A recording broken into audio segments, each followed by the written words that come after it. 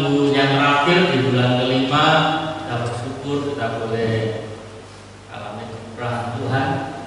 Akhir ini kita akan belajar satu kebenaran firman Tuhan yang saya beri judul Masih Ada Harapan. Bapak saudara sekalian, siapa di antara kita manusia yang tidak pernah mengalami situasi yang sulit? Kita menghadapi situasi yang seolah-olah jalan buntu, ya. Tetapi saya percaya bahwa masih ada harapan, masih ada jalan keluar atas kehidupan kita orang-orang percaya. Kita akan lebih dahulu membaca kitab di dalam kitab Kisah Para Rasul pasal yang ketiga. Kalau dalam tampilan itu hanya satu ayat saja sebagai ayat kunci kita, tapi kita akan perhatikan keseluruhan satu perikop di dalam Kisah Para Rasul pasal 3 ayat yang ke 1 sampai dengan ayat yang ke 10. Saya akan baca untuk kita semua. Dikatakan Petrus menyembuhkan orang lumpuh. Pada suatu hari menjelang waktu sembahyang, yaitu pukul 3 petang, naiklah Petrus dan Yohanes ke bait Allah. Di situ ada seorang laki-laki yang lumpuh sejak lahirnya, sehingga ia harus diusung.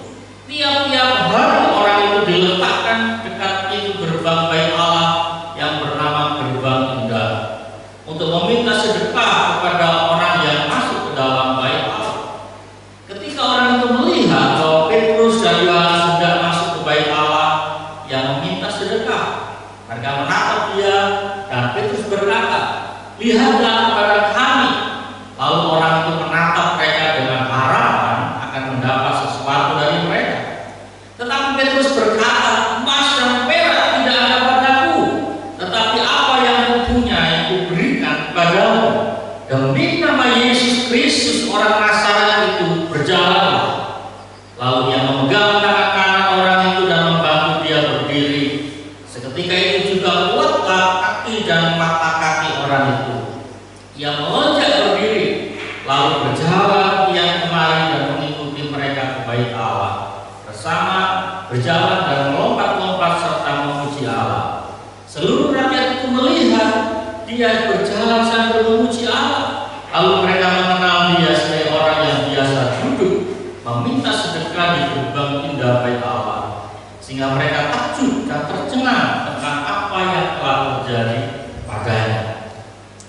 Lalu saudara sekalian, kisah tentang Petrus yang menyembuhkan akan orang yang sakit lumpuh sejak akhirnya menjadi sebuah cerita, menjadi sebuah kisah di awal-awal pelayanan para rasul, ya kan? Lalu saudara sekalian, tadi saya katakan di awal bahwa masing-masing kita memiliki beban atau persoalan yang kadarnya kita ini berbeda-beda satu dengan lainnya. Saya banggakan, mungkin saya punya beban yang beratnya 10 kilo, Ona punya beban 2 kilo, kemudian Bu Elizabeth punya beban 50 kilo, Pak Bambang punya beban 30 kilo. Masing-masing kita punya beban. Artinya tidak ada seorang pun di antara kita yang hidup di muka bumi. Saya katakan tidak ada seorang pun manusia yang hidup di muka bumi ini tanpa memiliki beban. Hanya bebannya ini bobotnya beda-beda sesuai dengan kapasitas kita. Percayalah, saya kata sebagai pelayan Tuhan, Tuhan itu adil. Tuhan tidak akan memberikan pada kita beban 51 kilo kalau kita kemampuan hanya 50 kilo.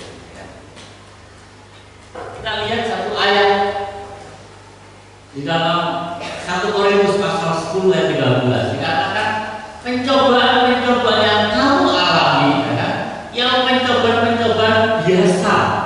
Tuhan, ini sudah mau mati ini Tuhan. Tapi Tuhan katakan biasa. Biasa itu artinya masih dalam batas kekuatan kita. Dan katakan yang tidak melebihi, ya kan, kekuatan manusia. Makanya saya berani katakan bahwa kalau kita punya kemampuan mau pikul beban hidup itu 50 kilo, Tuhan nggak akan kasih 51 kilo. Enggak. Yang membuat kita merasa beban kita ini 51 kilo melebihi kekuatan kita adalah perasaan kita, rasa depresi kita, rasa frustasi kita.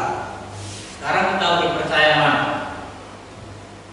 Firman Allah atau perasaan kita dan pikiran kita? Pilih yang kepada kita. Kalau kita mempercayai firman Allah dalam kehidupan kita, maka pasti akan ada dikatakan pada waktu kamu dicobai, ia akan memberikan padamu jalan keluar sehingga kamu dapat menanggungnya. Amin.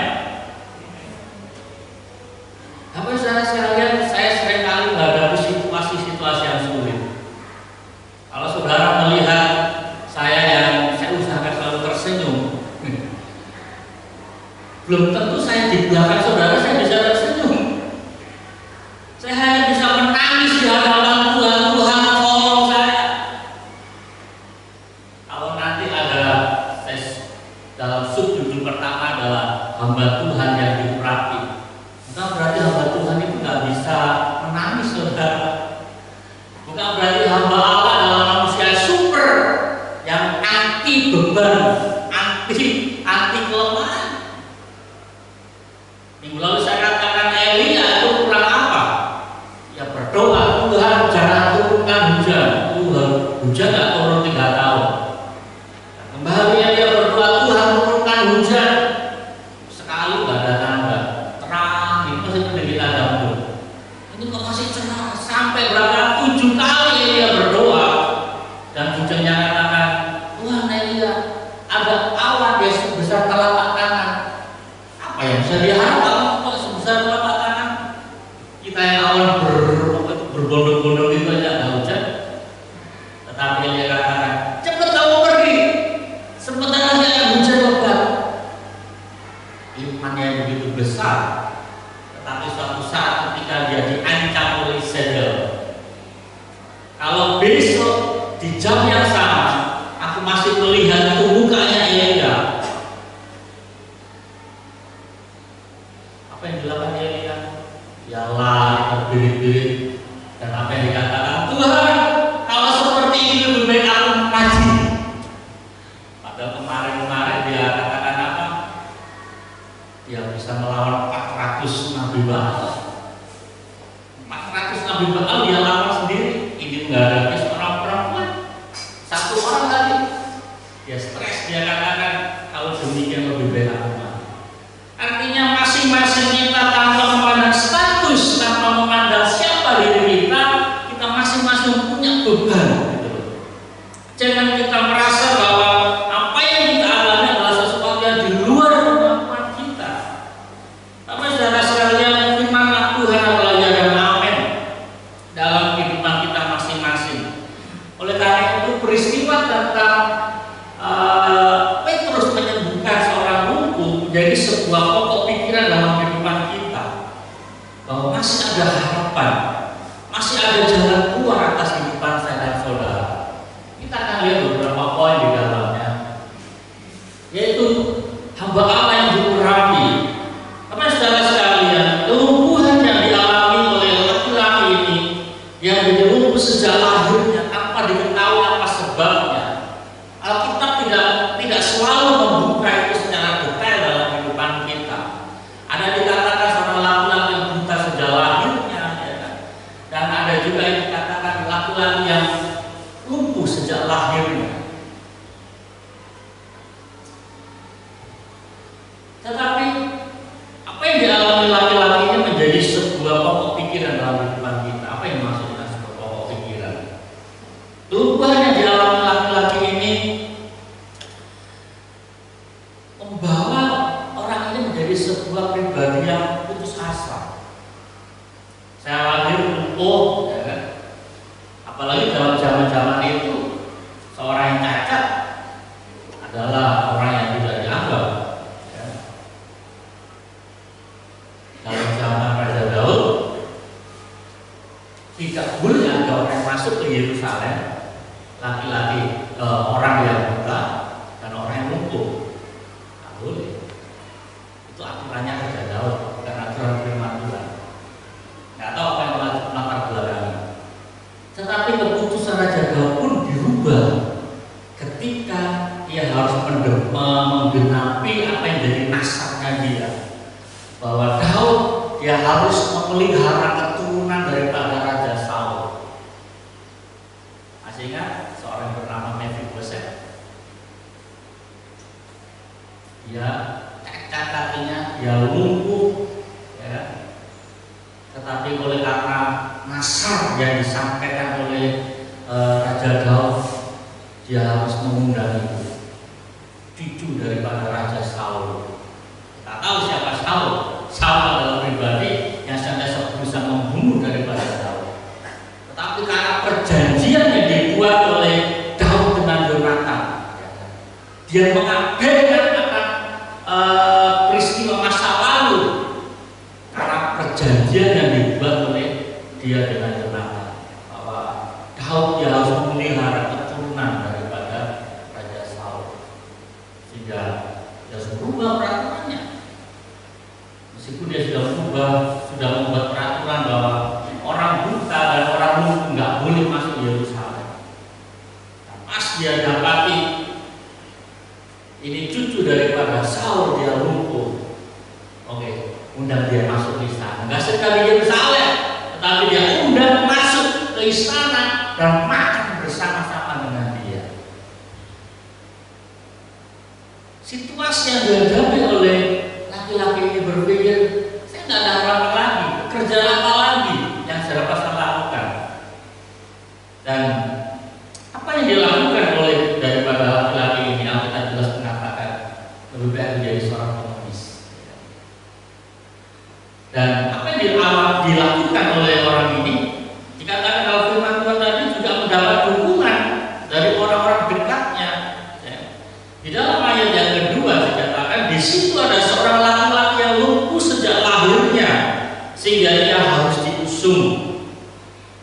Kalimat berikutnya dikatakan tiap-tiap hari orang itu diletakkan dekat pintu gerbang Bait Allah. Artinya dia ada di depan pintu gerbang Bait Allah yang disebut gerbang indah. Dia nggak usahanya sendiri, tetapi diusung oleh orang-orang dekatnya, mungkin keluarga atau teman, ya. Artinya dia didukung untuk menjadi seorang pengemis, untuk menjadi seorang yang tidak maksimal dalam kehidupannya. Tapi saudara sekalian,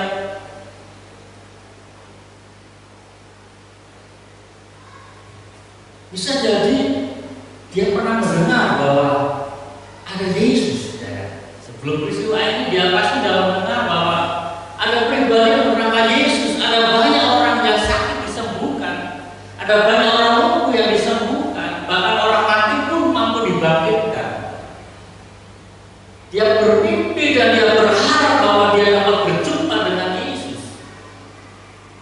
Makanya dia berpikir, lebih aku tunggu di Bait Allah, siapa tahu Yesus menghampiri aku.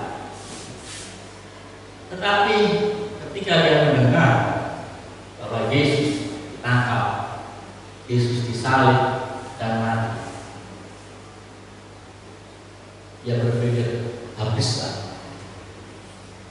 Dalam kehidupan kita juga kadang-kadang seperti itu, kita berpikir ada sebuah jalan keluar utama yang kita hadapi. Ya, ini pasti saya bisa lolos ini, ya. Saya bisa menang, saya bisa lewati masalah ini. Tetapi ternyata tidak banyak membantu. Karena kita terpuruk lagi dalam situasi yang sama. Nah, apa saudara sekalian, kehadiran Petrus dan Yohanes memberikan harapan baru atas kehidupan orang lumpuh ini.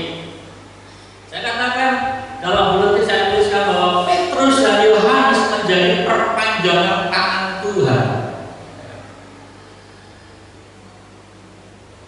Saya berpikir seperti ini. Kita mundur ke peristiwa tentang siapa itu? Saya nggak percaya tadi. Sakius ya. Peristiwa Sakius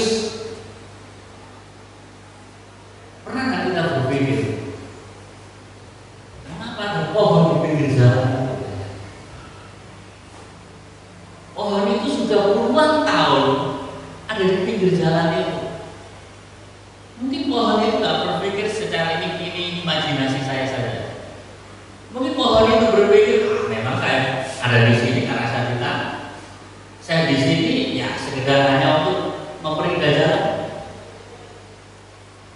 Ini gambaran saya. Pohon ara itu nggak berpikir bahwa suatu saat dia menjadi sebuah perantara, bahwa Sakius yang dengan kelemahan karena badannya pendek menjadi perantara bahwa Yesus berbicara pada dia. Maksud saya seperti ini. Ada banyak situasi dalam kehidupan kita. Ada orang-orang di situasi kita yang kita hadapi situasi yang sulit. Ada perkara-perkara yang Tuhan izinkan yang mungkin kita pikir ini biasa, ini sudah biasa, ya kan? Tetapi pernah nggak kita berpikir bahwa itu dapat menjadi jalan Tuhan untuk kita mengalami sebuah namanya perubahan dalam hidup kita. Siapa Petrus dan Yohanes? Mereka adalah seorang nelayan, seorang yang tidak berpendidikan. Tetapi Petrus dan Yohanes Tuhan pakai menjadi perpanjangan tangan Tuhan untuk mengubah daripada orang lumpuh ini. Saya nggak tahu situasi apa, sarana apa yang Tuhan sudah sediakan di antara kita. Hanya kadang-kadang kita nggak sadar. Kita nggak berpikir bahwa orang itu, pekerjaan ini, hal apa yang lain itu merupakan sesuatu yang Tuhan sudah siapkan sebelumnya. Bahkan sudah jauh-jauh hari Tuhan sudah persiapkan untuk kita. Sama seperti pohon ara yang dinanti oleh Sakius. Tuhan sudah siapkan pohon ini puluhan tahun ada di situ. Ada satu saat waktunya tiba. Sakius naik ke pohon ini. Petrus Tuhan siapkan 3,5 tahun untuk menjadi perpanjangan tangan Tuhan. Saya nggak tahu akan situasi apa atau orang apa di sekitar kita, mungkin suami kita, mungkin anak-anak kita, mungkin om tante kita, mungkin teman-teman kita. Mari kita membuka mata rohani kita bahwa orang-orang itu Tuhan sudah siapkan di antara kita untuk menjadi sarana perubahan Tuhan. Bapak saudara sekalian, saya mengatakan seperti ini bahwa secara rohani ada orang-orang Kristen yang lumpuh secara rohaninya. Ia berpikir ya memang seperti ini kekristenan saya. Maka orang-orang Kristen seperti ini adalah kekristenan yang pasif, yang tidak mampu menjadi saksi-saksi Tuhan, tidak mampu menjadi garam dan terang Tuhan. Karena apa? Sebuah beban dalam dirinya, kelumpuhan secara rohani membuat dia tidak menjadi maksimal. Saya nggak sekolah Alkitab, saya nggak bisa paham firman Tuhan, saya terlalu banyak masalah dalam kehidupan saya. Ya, saya memang seperti ini. Dia menjadi sesuatu pribadi yang pasif. Akhirnya Kristen pasif apa? Dia hanya tahunya meminta, seperti laki-laki ini. Saya nggak bisa memberi, saya nggak bisa berkarya, saya hanya tahunya meminta. Kamu saudara sekalian, mari kalau kita buka hal ini terlalu banyak. Salah satunya adalah Tuhan tidak pernah memanggil kita menjadi ekor, kan? Tuhan menetapkan kita jadi kepala. Hari ini boleh kita menjadi ekor, tetapi di situasi lain kita harus jadi kepala. Hari ini kita posisi ada di bawah, tapi situasi yang lain harus membuat kita ada di atas. Hari ini kita dalam posisi menerima, tapi situasi yang lain harus membuat kita posisi yang memberi. Ada sebuah keseimbangan. Jangan kita ekor terus, jangan kita menerima terus. Padahal jelas firman Allah mengatakan bahwa lebih berbahagia memberi daripada menerima. Saat kita dengar tuh Pak Budi bicara memberi bukan sedang berbicara duit, saudara. Memberi bisa memberi tenaga, bisa memberi pikiran, bisa memberi dalam ide-ide kita. berumah tangga itu urusan bapak-bapak itu. Tapi seorang istri, seorang ibu bisa memberi pemikiran. Pak, ini loh masalah kita. Ini saya kasih usul aja, terserah papa yang memutuskan. Kan gitu. Jangan kita kan aduh, itu urusan kepala keluarga. Nggak bisa. Atau kita anak-anak, ini urusan bersih-bersih itu kan urusan orang tua ya. Tugas saya hanya makan, tidur, main, belajar. Tetapi mari kita menjadi seorang Kristen yang kreatif, ya kan? Seorang Kristen yang aktif dan produktif dalam kehidupan kita. Jangan kita menjadi kekristenan yang pasif, kita merasa terbatas. Ya. Tapi saudara sekalian, ada banyak contoh-contoh ya. Dalam pelayanan kita berpikir, yang penting saya ke gereja. Ya. Kalau saya ke gereja kan Pak Budi sudah senang, ya. Cukup. Ya. Nggak bisa seperti itu, saudara. Kekristenan kita harus menjadi kekristenan yang aktif. Kalau memang Tuhan percaya kita ambil bagian dalam pelayanan, ya, ayo kita ambil bagian di dalamnya. Saya banyak ngobrol dengan Pak Rizal. Kalau gereja level kita ini masih levelnya yang penting mau, ya. Tidak terlalu dibutuhkan masalah skill. Beda kalau gereja yang seperti di Jakarta, Surabaya, nggak sekedar mau, saudara, skill diperlukan. Falas sedikit, balas dendamnya tapi saya nggak latihan sekali. Coba kalau level kita masih diperlukan, yang penting mau dulu, ya. Skill nanti sambil belajar. Meskipun mainnya falas sedikit, salah-salah sedikit, ayo jangan apa-apa. Toh kita semua bukan pemusik, ya. Sehingga saya pakai sebuah istilah, Tuhan lihat hati kita. Makanya dalam gereja kita seringkali pas kita nyanyi, jangan dengar suara saya, dengar hati saya. Ya, kita nyanyi ya dengar suara, ya.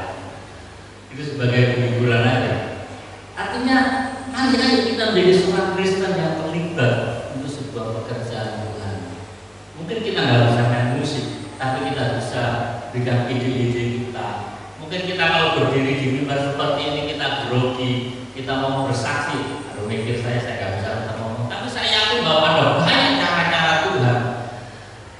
Hal-hal apa bahasa kita, talenta apa yang Tuhan berikan pada kita untuk kita terlibat untuk mengembangkan sebuah pekerjaan Tuhan di tempat ini. Hamba Tuhan yang diurapi Petrus dan Yohanes menjadi sebuah sarana. Saya yakin bahwa Bapak Saudara sekalian menjadi sebuah sarana di gereja ini. Bapak Saudara sudah menjadi sarana di rumah, menjadi sebuah sarana di sekolah, menjadi sebuah sarana di pekerjaan, di masyarakat, sarana perpanjangan tangan Tuhan. Ataupun sebaliknya, orang-orang sekitar kita Tuhan telah siapkan menjadi sarana untuk kehidupan saya dan saudara. Perkara yang kedua yang perlu kita renungkan adalah sebuah kepedulian. Dalam Ibrani pasal 10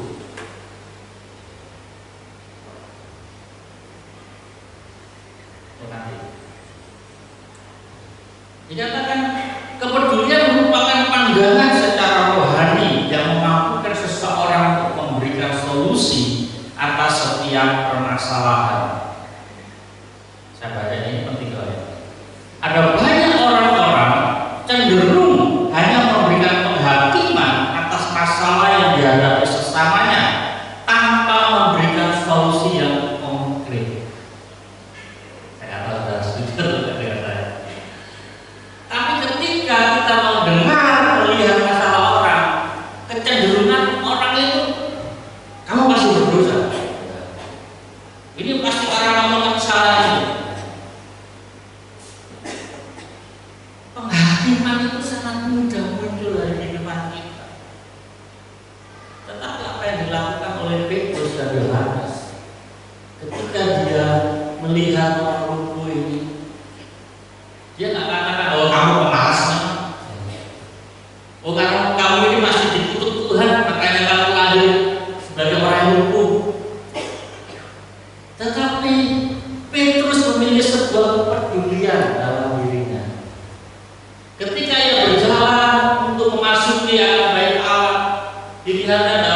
orang dulu.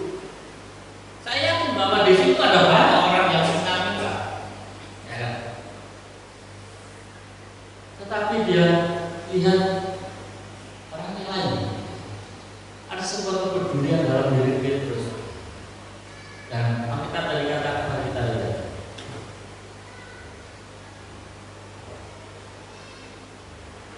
Ketika orang itu melihat bahwa Petrus dan Yohanes hendak memasuki bait Allah, ia meminta sedekah. Mungkin orang ini katakan, Tuhan, saya lapar, ya kan? Saya udah 3 hari nggak makan, kan biasanya gitu. Lalu dikatakan mereka menatap dia dan Petrus berkata, lihatlah kepada kami. Petrus tidak mengabaikan akan permohonan daripada orang lumpuh ini, tetapi dia berhenti dan dia menatap orang lumpuh itu. Lihat ke dalam. Mungkin orang lumpuh berpikir, saya berhasil menarik perhatian. Kalau kita katakan bahwa orang lumpuh ini berpikir bahwa Petrus akan memberikan sesuatu atau uang kepada dia. Tapi apa yang Petrus katakan kepada orang lumpuh ini, emas dan perak tidak ada padaku. Tadi saya katakan dari awal bahwa di saat kita memberi, kita sudah berbicara tentang duit. Buang jauh-jauh dari pikiran kita memberi hanya sebatas duit. Petrus dan Yohanes, saya katakan hamba Tuhan yang miskin, saudara. Petrus katakan seperti ini bukan karena dia nggak mau memberi,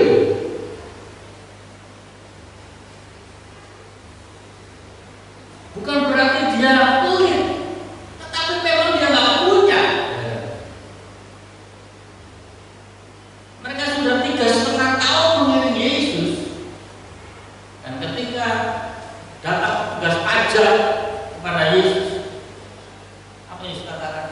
Petrus, kamu pergi mancing dulu. Nanti kalau kamu dapat ikan, buka polongnya. Nanti di situ ada 2 dirham. 1 dirham untuk aku dan 1 dirham untuk kamu bayar. Bayangkan, membayar pajak aja disuruh mancing dulu. Ya. Mereka bukan kelompok hamba Tuhan yang sekarang yang sekali khotbah 50 juta. Enggak. Petrus dan Yohanes enggak punya emas dan perak. Tetapi dikatakan, tetapi apa yang punya. Secara materi Petrus dan Yohanes bukan membangun level yang kaya-kaya. Secara materi dia nggak punya, tetapi dia tahu bahwa Kisah Para Rasul pasal 1 ayat 8, ketika Roh Kudus memenuhi kehidupannya, dia tahu dia punya sesuatu yang dapat dia beri. Sehingga dikatakan demi nama Yesus Kristus orang Nazaret itu berjalan. Petrus dan Yohanes menyalurkan kuasa Tuhan. Petrus dan Yohanes memberikan apa yang dia punya, yaitu kuasa mengalir atas tubuh daripada orang lumpuh itu. Karena dia tahu permasalahan dasar daripada orang lumpuh ini bukan masalah materi. Permasalahan dasar daripada orang lumpuh ini bukan masalah emas dan perak, tetapi permasalahan dasarnya adalah kelumpuhannya dia. Kalau dia bisa berjalan lagi, kalau ia tidak lumpuh, ia bisa bekerja, ia bisa beraktivitas, maka emas dan perak dia akan mudah mendapatkannya. Tetapi kalau Petrus dan Yohanes memberi akan emas dan perak, bisa jadi dia akan menjadi seorang pemalas seumur hidupnya. Tapi saudara sekalian, perkara kedua yang perlu kita renungkan adalah permasalahan dasar apa dalam kehidupan kita yang membuat kita enggan menjadi seorang Kristen yang peduli. Nah, kalau kita disibukkan dengan pekerjaan kita, aktivitas kita, sehingga kita tidak memiliki pedulian terhadap situasi yang terjadi. Oh, saya sibuk ya. Lalu saudara sekalian, sering saya sampaikan, kalau bicara alasan selalu masuk akal. Selalu masuk akal. Ada banyak alasan-alasan yang dapat kita buat.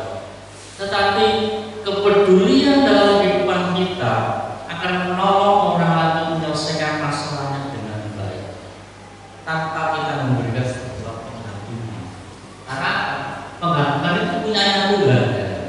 Sebab kita mengenal Dia yang berkata, pembalasan adalah hakku, akulah yang menuntut pembalasan, dan lagi Tuhan menghakimi umatnya. Izinkan Tuhan yang ambil bagian, tanpa kita menyumpah, tanpa kita menghakimi orang lain karena kesalahan. Tugas saya dan saudara dalam menyatakan kepedulian. Ini loh, kalau saudara mau solusinya ini ke masalah dasarnya. Masalah nanti orang itu menerima atau tidak, orang bisu katakan of to you, terserah kamu. Tugas kita adalah kepedulian. Belas kasihan kita akan mengubahkan orang-orang sekitar kita. Ketika Petrus dan Yohanes memasuki bait Allah dan berhenti melihat posisi orang itu, dia ngerti ini masalahnya bukan masalah dia pengemis perak, ini bukan masalah karena dia jadi pengemisnya. Petrus dan Yohanes mampu melihat bahwa ada sebuah pergumulan dalam diri orang itu. Dia sebenarnya tidak ingin menjadi seorang pengemis. Dia tidak ingin menjadi seorang pemalas yang hanya tugasnya meminta-minta saja. Tetapi ada sebuah kerinduan yang besar dalam daripada orang lumpuh ini. Sehingga saya menuliskan seperti ini.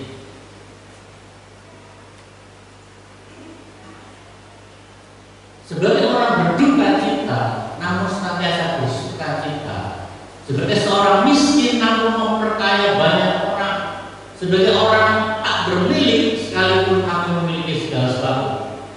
Ini adalah pengalaman daripada Rasul Paulus. Saudara bisa baca lengkapnya ayat-ayat sebelumnya. Artinya seperti ini.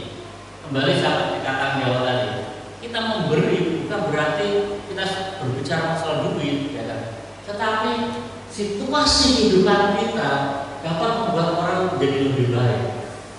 Paulus dikatakan dia hamba miskin, ya kan? Kalau zaman-zaman para rasul, boleh saya katakan tidak ada hamba Tuhan yang kaya raya. Zaman-zaman sekarang aja yang banyak hamba Tuhan yang kaya raya, punya mobil dua, bahkan punya ya macam-macam lah. Paulus katakan aku miskin, tetapi aku memperkaya orang.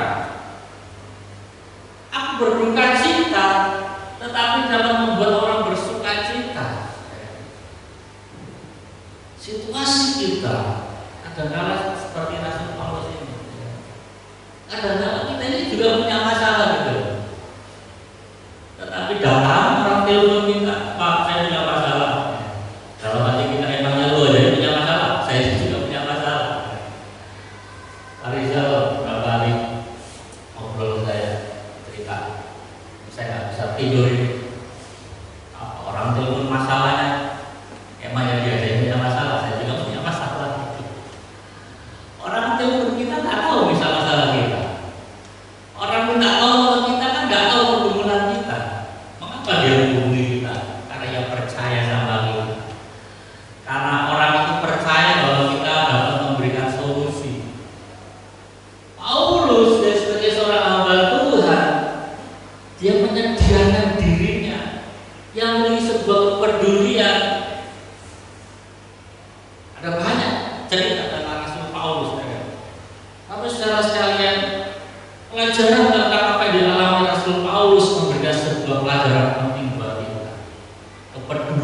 merupakan sesuatu modal awal untuk sebuah perubahan. Tanpa kita memiliki kepedulian dalam diri kita, maka kita akan biarkan orang terjatuh. Tanpa kepedulian dalam diri kita, kita akan biarkan orang lain terpuruk di depan. Kita pikir, emangnya kamu saja punya masalah, saya juga punya masalah.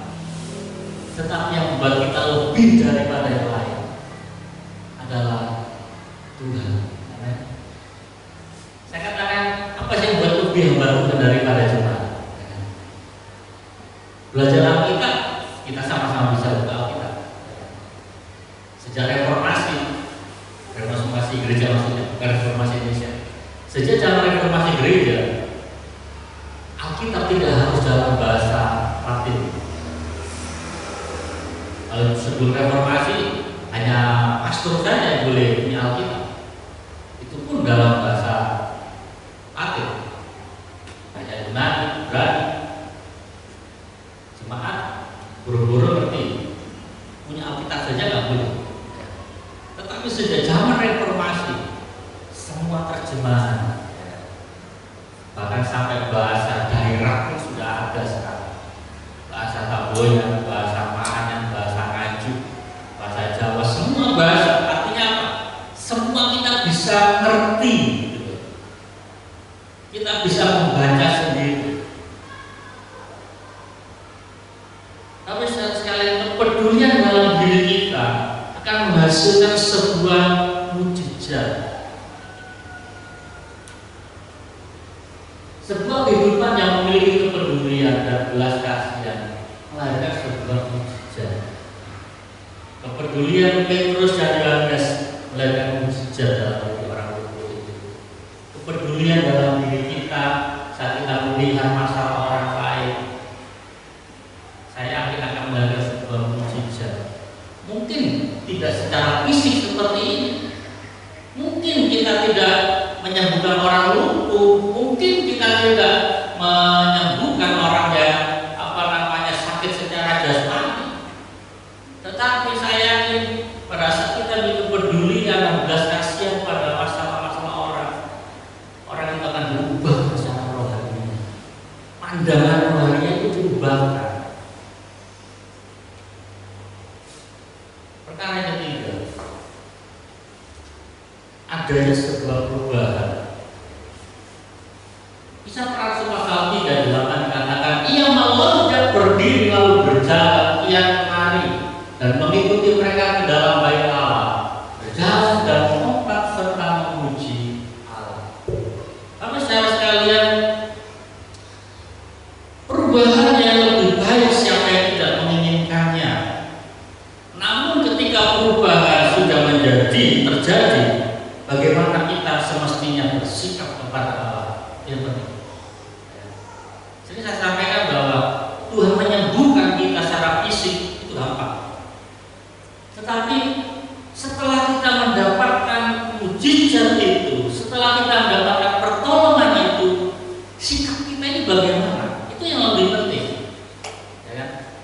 Tapi saudara sekalian, saya katakan suatu saat Tuhan Yesus membuat bukan berumpama, tetapi ada peristiwa di saat Yesus menyembuhkan 10 orang yang sakit kusta. Saya ingat cerita itu kan? Mengapa cerita itu harus dimunculkan? Pernah kita merenungkan bahwa ada banyak mujizat yang Yesus buat dalam pelayanan 3,5 tahun. Tetapi saya yakin tidak semua mujizat itu ditulis dalam Alkitab.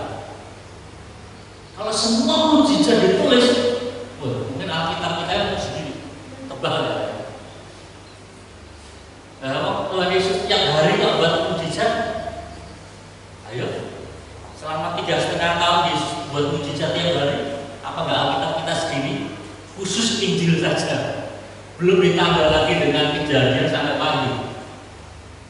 Tetapi pernah kita berpikir mengapa peristiwa Yesus menyembuhkan 10 orang kusta ditulis dalam Alkitab? Artinya sangat minim orang tahu mengucap syukur pada Tuhan. 10 orang kusta ini sama-sama sembuh, tetapi hanya 1 orang yang kembali pada Yesus berterima kasih.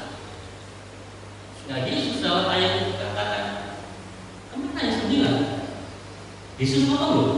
Yesus tanya sama orang satu ini, mana yang 9?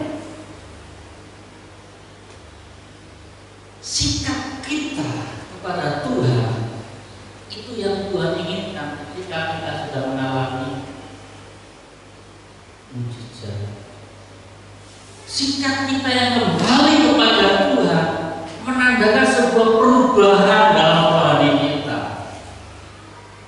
Saya tidak lama ini. Saudara setuju atau tidak setuju? Saudara harus setuju. Orang disembuhkan dari lumpuhnya, suatu saat orang itu mati. Ada orang disembuhkan dari sakit jantungnya, suatu saat orang itu pasti mati. Ada orang disembuhkan dari sakit liver, dari diabetes, itu sembuh, tapi suatu saat dia pasti mati.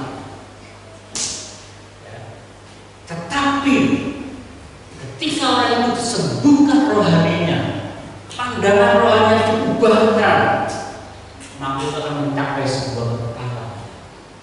Jasmaninya boleh mati, tetapi pandangan rohaninya itu akan selama-lamanya. Bukan berarti kita tidak perlu minta pertolongan daripada Tuhan tentang masalah jasmani kita. Tetapi saya katakan, kami saudara bisa baca di buletin bahwa dalam mujizat itu menjadi sebuah sarana awal untuk kita mengalami sebuah perubahan rohani kita. Secara manusia kebanyakan kita sama seperti murid Yesus. Ketika Yesus akan berangkat ke surga, kembali pertanyaannya sama, pertanyaan itu diulang-ulang oleh para murid. Guru, maukah engkau memulihkan pada masa ini keberadaan Israel? Pola pikir daripada para murid tetap sama, perkara jasmani, perkara jasmani.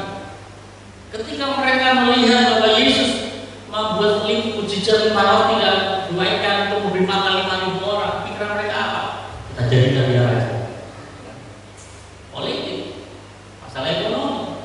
Gak salah kita berpikir masalah politik, gak salah kita berpikir masalah ekonomi, gak salah kita berpikir masalah jasmani, gak salah. Tetapi itu bukan fokus, itu bukan tujuan akhir. Tujuan daripada mujizat, tujuan daripada Tuhan menolong perkara-perkara jasmani kita adalah perubahan rohani kita. Dalam pelayanan saya tidak banyak menjumpai orang-orang yang mengalami mujizat daripada Tuhan, tapi rohaninya tidak berubah. Saya ambil ekstrim saja. Hari ini dia disembuhkan dari masalah kankernya, tapi bulan depan kedukun lagi. Itu yang saya katakan tidak ada perubahan dalam rohani.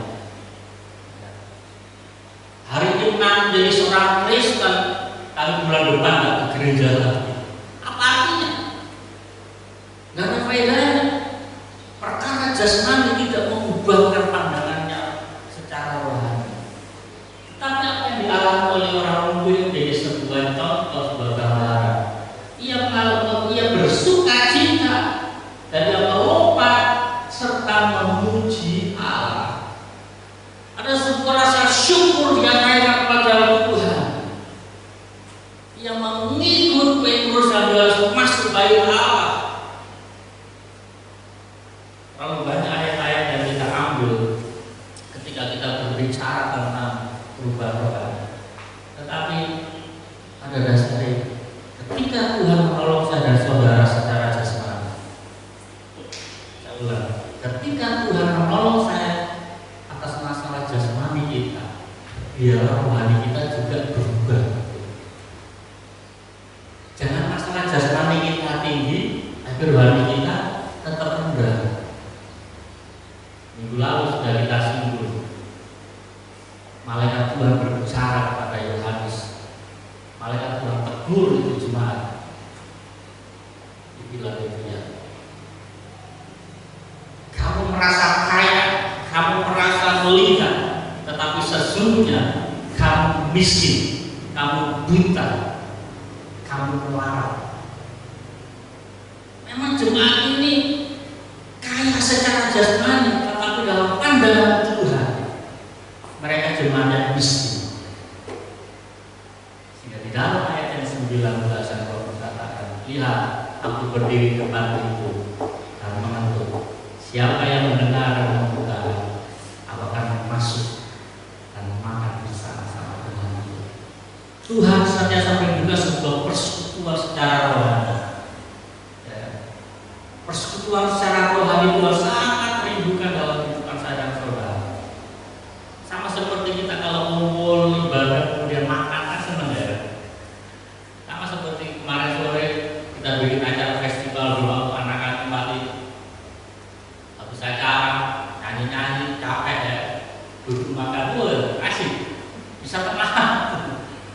Padahal pada saat memuji Tuhan ada yang lari sana lari sini ya, ambil posisinya masing-masing. Tapi pada saat duduk makan tenang ya, asik gitu. Hal yang sama juga duduk makan sentiasa berbicara tentang persekutuan gitu. Tuhan itu merindukan sebuah persekutuan antara kita dengan Tuhan. Kita memuji Dia, kita bersyukur kepada Dia. Memuji Tuhan dan selalu di gereja, terlebih dalam kehidupan kita masing-masing di rumah.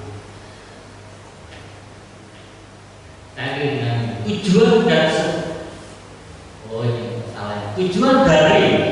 tujuan dari sebuah mujizat adalah memuliakan Allah.